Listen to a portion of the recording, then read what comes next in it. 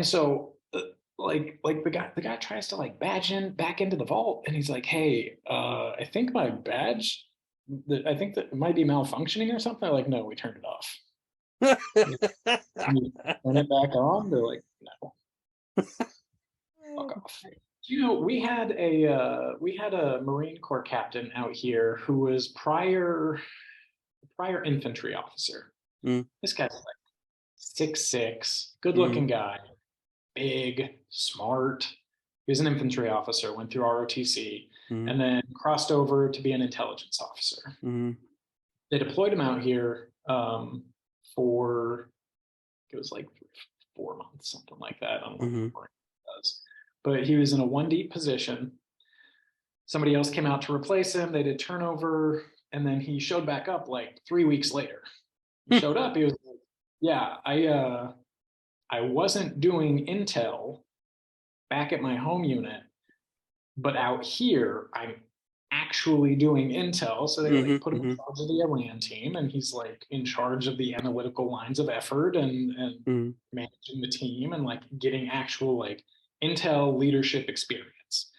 mm, And Marson noticed that he was out here 106 outside his chain of command, noticed he was out here and was like, "Yeah, you're gonna need to go back home." He's like, "But I don't want to go back home, and my unit is okay with me being out here." They're like, "Yeah, you need to go back home." uh, And so it got to the point where a Marine Corps major was calling multiple times a day, calling multiple phones in the mm, ISRD, trying to get a hold of this guy to mm. tell him to get on a plane. And then they had the audacity to like say, "Yeah, and the Air Force is going to need to pay for you to go back home." And so like this major started like coming into the ISRD to uh, harass the captain that we all liked because he's doing a yeah. phenomenal job for us. And his unit's like, "Listen, we're just gonna bring you back home." Like it went up to their 1 star. Their 1 star was okay with him being out here. And Uh, this O6 at Marcent made enough of a stink, yeah. made enough problems for him to get pulled back. Right. Right. Right. Right.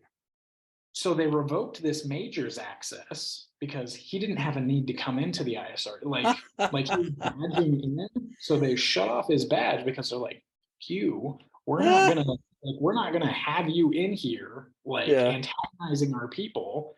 We don't need to work together that badly."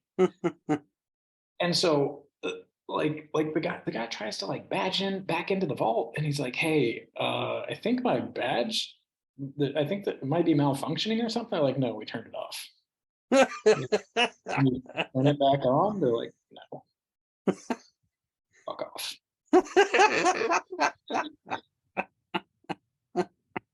And because of this, the Marine Corps has lost an incredibly talented, very capable intelligence officer, Hmm. and he now wants to commission in the Air Force. He is going to get out of the Marine Corps in the next year, Hmm. and his intention is to commission into the Air Force Right. Well, we know because how it is. It's because not. the It's Marine Corps does not nope. care. It's about It's like, compliance. It's about compliance. It's not about the job. It's about compliance. Come on.